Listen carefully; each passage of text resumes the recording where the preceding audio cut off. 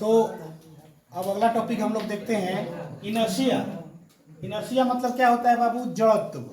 जड़त्व, इनर्शिया मतलब क्या होता है? जड़त्व।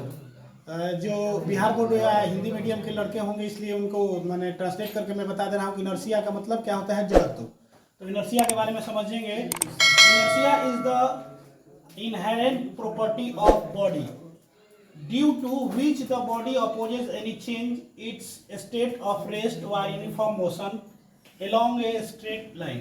कह रहा है कि इनर्शिया वो प्रॉपर्टी है जिसके कारण जो बॉडी है, वस्तु है, अपोज एनी चेंज, उसके किसी भी परिवर्तन में, चेंज में उसका विरोध होता है। स्टेट ऑफ रेस्ट और यूनिफॉर्म, या तो चाहे वो यूनिफॉर्म में रहे, यानी ये यूनिफॉर्म मोशन माने तो आप समझ रहे हैं एक समान चाल में रहे, या वो विरामा अवस्था में रहे, एलोंग ए स्ट्रेट लाइन, लेकिन स्ट्रेट लाइन में रहे।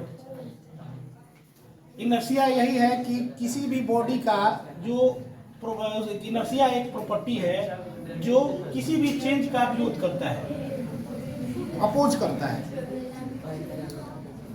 जैसे बाबू हम कह रहे हैं, अब ये और है कि inertia is the measure of mass. Inertia क्या है?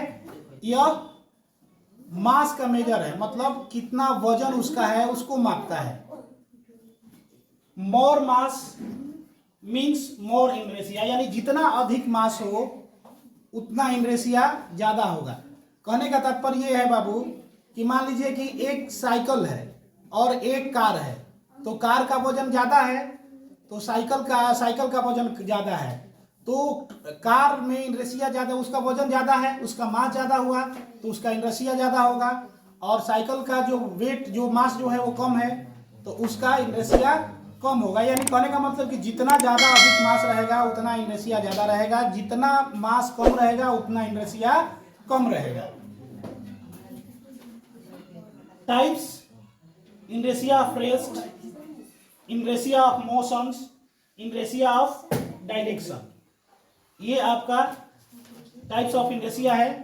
अब हम लोग एक्सपेरिमेंट के द्वारा ये देखेंगे कि कैसे इनर्शिया कैसे होता है और मास और इनर्शिया में क्या संबंध है, इसके बारे में हम लोग एक्सपेरिमेंट से देखेंगे।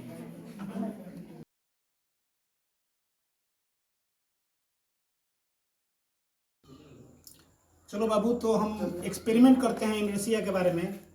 जैसे एक ग्लास है, ग्लास के ऊपर एक पेपर का शीट है और पेपर के ऊपर हम एक कॉइन्स रखे हुए हैं। ये कॉइन्स किस अवस्था में है? तो रेस्ट में है। क्या चीज में है? रेस्ट में है।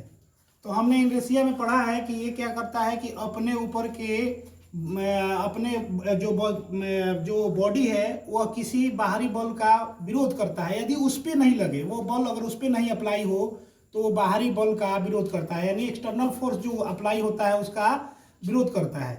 तो यहाँ पर ये कॉइन्स जो है वो रेस्ट अवस्था में है और ये रेस्ट में ही रहेगा। अगर हम बाहरी बल दूसरी जगह दूसरे चीज पे लगाते हैं, जैसे इसको हम देखेंगे कि इसको खींचेंगे तो ये रेस्ट की अवस्था में ही रह जाएगा। रेस्ट की अवस्था में रहकर ये नीचे ग्लास के अंदर चला जाएगा। तो यही आपको ये इससे प्रूफ होता है कि रेस्ट वाला बॉडी अगर कहीं बाहरी बल भी लगता है तो ये जो बॉडी है, ये वस्तु जो है वो उसका अपोज करता है और अपोज करने के कारण वह रेस्ट में ही रह जाता है और वह रेस्ट होने के कारण वह जिस अवस्था पे है, जिस जगह पे है, वही जगह पे नीचे गिर जाएगा। इसको हम लोग ट्राई करके देखेंगे। चलिए ट्राई करते हैं, देखते हैं।